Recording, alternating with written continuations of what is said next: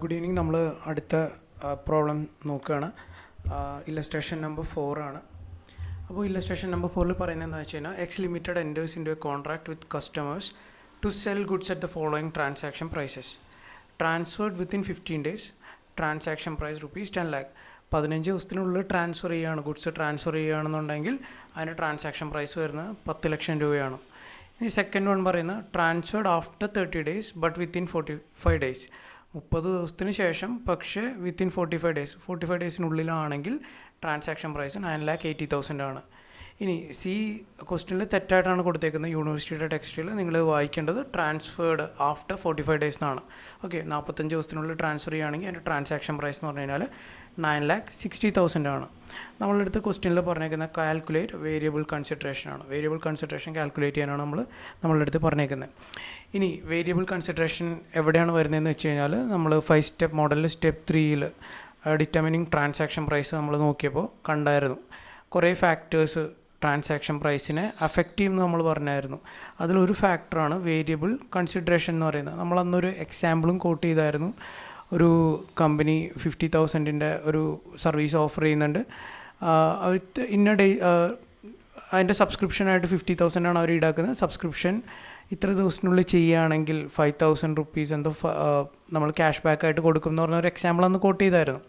Okay, അപ്പോൾ അത് variable കൺസിഡറേഷനാണ്. അപ്പോൾ ഇവിടെയും ഈ പ്രോബ്ലത്തിലും അതുപോലത്തെ ഒരു ഒരു ഇൻസ്റ്റൻസ് ആണ് ഇവിടെ തന്നേക്കുന്നത്. പ്രൊഡക്റ്റ് 15 ദിവസത്തിനുള്ളിൽ, അതായത് ഫാസ്റ്റ് ഡെലിവറി ആണെങ്കിൽ അതിൻ്റെ ട്രാൻസാക്ഷൻ പ്രൈസ് എന്ന് പറഞ്ഞു കഴിഞ്ഞാൽ 10 lakh rupees ആണ്. ഇനി 30 ദിവസത്തിന് ശേഷം പക്ഷേ 45 ദിവസത്തിനുള്ളിലാണെങ്കിൽ അതിന് ട്രാൻസാക്ഷൻ പ്രൈസ് കസ്റ്റമർ പേ ചെയ്യേണ്ടത് 9,80,000 ആണ്. എന്ന് വെച്ചാൽ ഡിലേ ഇൻ ട്രാൻസ്ഫർ ആണ്. അപ്പോൾ പ്രൈസ് ഇത്രയും കൂടി കുറച്ചു കൊടുക്കുകയാണ് കസ്റ്റമർ. ഓക്കെ, ഇനി ട്രാൻസ്ഫേർഡ് ആഫ്റ്റർ 45 days ആണെങ്കിൽ ട്രാൻസാക്ഷൻ പ്രൈസ് 9,60,000. ഇനി വേരിയബിൾ കൺസിഡറേഷൻ കാൽക്കുലേറ്റ് ചെയ്യാനാണ് പറഞ്ഞേക്കുന്നത്. ഇവിടെ നമുക്ക് 3 ട്രാൻസാക്ഷൻ പ്രൈസാണ് തന്നേക്കുന്നത്. അപ്പോൾ ട്രാൻസാക്ഷൻ പ്രൈസ് വേരി ചെയ്യാൻ സാധ്യതയുണ്ട്. എങ്ങനെയാണ്? ഈ 3 ഫാക്ടേഴ്സാണ് ഇവിടെ തന്നേക്കുന്നത്. വേരിയബിൾ കൺസിഡറേഷൻ, അതായത് കൺസിഡറേഷൻ്റെ പ്രൈസ് അല്ലെങ്കിൽ ട്രാൻസാക്ഷൻ പ്രൈസ് ചേഞ്ച് ചെയ്യാൻ 3 സിറ്റുവേഷൻസ് തന്നേക്കുന്നത്. അപ്പോൾ നമ്മളെടുത്ത് വേരിയബിൾ കൺസിഡറേഷൻ എങ്ങനെ കാൽക്കുലേറ്റ് ചെയ്യുമെന്ന് ചോദിച്ചു കഴിഞ്ഞാൽ, നമ്മളൊരു പ്രോബ്ലത്തിൽ തന്നേക്കുന്ന ഹയർ ട്രാൻസാക്ഷൻ പ്രൈസ് എടുക്കുക. ഇവിടെ ഹയർ ട്രാൻസാക്ഷൻ പ്രൈസ് എത്രയാണ്? 10 lakh ആണ്. അതിൽ നിന്ന് ലോവസ്റ്റ് ട്രാൻസാക്ഷൻ പ്രൈസ്, അതായത് ട്രാൻസ്ഫേർഡ് ആഫ്റ്റർ 45 days, അതാണ് 9,60,000. അപ്പോൾ ലോവർ വാല്യൂ എന്ന് പറഞ്ഞു കഴിഞ്ഞാൽ 9,60,000 ആണ്. അതിൻ്റെ രണ്ടിൻ്റെയും ഡിഫറൻസ് ആണ് വേരിയബിൾ കൺസിഡറേഷൻ എന്ന് പറഞ്ഞു കഴിഞ്ഞാൽ. അപ്പോൾ നിങ്ങൾക്ക് ഇതുപോലത്തെ ഒരു പ്രോബ്ലം തന്നിട്ടുണ്ടെങ്കിൽ ഹയസ്റ്റ് വാല്യൂ എടുക്കുക, ലോവസ്റ്റ് വാല്യൂ ഐഡൻറ്റിഫൈ ചെയ്യുക. രണ്ടിൻ്റെയും ഡിഫറൻസ് ആയിരിക്കും വേരിയബിൾ കൺസിഡറേഷൻ എന്ന് പറയുന്നത്. ഓക്കെ, ഇനി അടുത്ത ഇല്ലസ്ട്രേഷൻ നമ്മൾ നോക്കുകയാണെങ്കിൽ, PQR limited enters into a contract with a customer to sell a piece of equipment for ₹1 lakh and provide a 1 year maintenance service valued at ₹20,000. അപ്പോൾ PQR limited എന്ന് പറയുന്ന company കസ്റ്റമറായിട്ട് കോൺട്രാക്റ്റിൽ ഏർപ്പെടുകയാണ്. ഒരു piece of എക്യുപ്മെൻറ്റിനും അതിൻ്റെ 1 year maintenance രണ്ടും കൂടി ചേർത്ത് ബണ്ടിലായിട്ടാണ് കൊടുക്കുന്നത്. അപ്പോൾ എക്യുപ്മെൻറ്റിൻ്റെ വാല്യൂ എന്ന് പറഞ്ഞാൽ 1 lakh rupees ആണ്, മെയിൻ്റനൻസിൻ്റെ വാല്യൂ എന്ന് പറഞ്ഞാൽ 20,000. അങ്ങനെ ബണ്ടിൽ കോസ്റ്റ് എന്ന് പറഞ്ഞു കഴിഞ്ഞാൽ 1,20,000 ആണ്.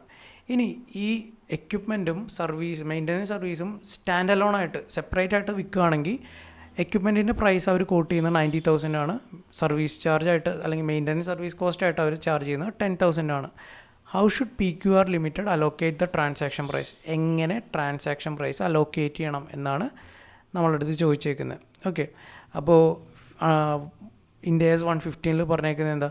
Transaction price should be allocated to each performance obligation based on relative stand alone selling price. നമ്മളിത് നോക്കിയായിരുന്നു. ഓരോ ഐറ്റത്തിൻ്റെയും ഒരു ഡിസ്റ്റിങ്ക്റ്റ് ആയിട്ടുള്ള ഗുഡ്സ് അല്ലെങ്കിൽ സർവീസിൻ്റെ stand alone selling price SSP എന്താണെന്ന് നോക്കുക. അതിൻ്റെ ബേസിസിൽ അതിൻ്റെ റേഷ്യോയിൽ വേണം നമ്മൾക്ക് അലോക്കേറ്റ് ചെയ്യാൻ. അപ്പോൾ ഇവിടെ ടോട്ടൽ സ്റ്റാൻഡ് അലോൺ പ്രൈസ് നോക്കുകയാണെങ്കിൽ എക്യുപ്മെൻറ്റിൻ്റെ സ്റ്റാൻഡ് അലോൺ പ്രൈസ് എന്ന് പറഞ്ഞു കഴിഞ്ഞാൽ അത് മാത്രമായിട്ട് വിൽക്കുകയാണെങ്കിൽ 90,000 ആണ്. സർവീസ് മെയിൻ്റനൻസ് കോസ്റ്റ് ആണെങ്കിൽ 10,000 ആണ്. അപ്പോൾ സ്റ്റാൻഡ് അലോൺ പ്രൈസ്, അപ്പോൾ രണ്ടിൻ്റെയും കൂടി ടോട്ടൽ സ്റ്റാൻഡ് അലോൺ പ്രൈസ് എന്ന് പറഞ്ഞു കഴിഞ്ഞാൽ അല്ലെങ്കിൽ ടോട്ടൽ SSP എന്ന് പറഞ്ഞു കഴിഞ്ഞാൽ 90,000 + 10,000 1 lakh ആണ്. ഇനി ടോട്ടൽ ബണ്ടിൽ കോസ്റ്റ് വരുമ്പോൾ 1 lakh + 20,000. എക്യുപ്മെൻറ്റും 1 lakh സർവീസ് കോസ്റ്റ് അല്ലെങ്കിൽ മെയിൻ്റനൻസ് ചാർജ് എന്ന് പറഞ്ഞാൽ 20,000 ആണ്. അത് ബണ്ടിലായിട്ടാണ് കൊടുക്കുന്നത്. 1 lakh + 20,000 1,20,000. അപ്പോൾ നമ്മളിവിടെ ഇതുപോലത്തെ പ്രോബ്ലത്തിൽ 2 കാര്യങ്ങളാണ് ഐഡൻറ്റിഫൈ ചെയ്യേണ്ടത്. Total stand alone price identify ചെയ്യണം, അതായത് ഇവിടെ 90,000 + 10,000. ഇനി ടോട്ടൽ ബണ്ടിൽ പ്രൈസ് എത്രയാണ്? 1 lakh + 20,000 1,20,000. നമ്മൾക്കിവിടെ അലോക്കേറ്റ് ചെയ്യേണ്ടത് ഈ 1,20,000 അത് പ്രൊഡക്റ്റിൻ്റെ സ്റ്റാൻഡ് അലോൺ സെല്ലിംഗ് പ്രൈസിനെ ബേസ് ചെയ്ത് വേണം. അതെങ്ങനെയാണ് അലോക്കേറ്റ് ചെയ്യുക? ട്രാൻസാക്ഷൻ പ്രൈസ് അലോക്കേറ്റ് ചെയ്യുമ്പോൾ 1,20,000 നമ്മൾ അലോക്കേറ്റ് ചെയ്യാൻ പോകുന്നത്. അപ്പോൾ ആദ്യം എക്യുപ്മെൻറ്റിന് എത്ര വാല്യൂ അലോക്കേറ്റ് ചെയ്ത് നോക്കാം. എങ്ങനെയാണെന്ന് വെച്ച് കഴിഞ്ഞാൽ ബണ്ടിൽഡ് കോസ്റ്റ്, ടോട്ടൽ ബണ്ടിൽ കോസ്റ്റ് എന്ന് പറഞ്ഞു കഴിഞ്ഞാൽ 1,20,000 ആണ്. എക്യുപ്മെൻറ്റിൻ്റെ സ്റ്റാൻഡ് അലോൺ പ്രൈസ് എന്ന് പറഞ്ഞാൽ 90,000. ടോട്ടൽ സ്റ്റാൻഡ് അലോൺ പ്രൈസ് എന്ന് പറയുമ്പോൾ 1,00,000. അപ്പോൾ 1,00,000 എക്യുപ്മെൻറ്റിൻ്റെ റെക്കഗ്നൈസ് ചെയ്യേണ്ട എമൗണ്ട് എന്ന് പറയുമ്പോൾ 1,20,000 ഇൻറ്റു 90,000 ഡിവൈഡഡ് ബൈ 1,00,000. അപ്പോൾ നമ്മൾക്ക് 1,08,000 കിട്ടും. അപ്പോൾ PQR എക്യുപ്മെൻറ്റിൻ്റെ ചാർജായിട്ട് അല്ലെങ്കിൽ അതിൻ്റെ റവന്യൂ ആയിട്ട് PQR ചെയ്യേണ്ടത് എത്രയാണെന്ന് വെച്ച് കഴിഞ്ഞാൽ 1,08,000 ആണ്. ഇനി മെയിൻ്റനൻസിൻ്റെ നോക്കുകയാണെങ്കിൽ മെയിൻ്റനൻസിൻ്റെ വരുന്നത് സ്റ്റാൻഡ് അലോൺ സെല്ലിംഗ് പ്രൈസ്, അതായത് SSP വരുന്ന 10,000 ആണ്.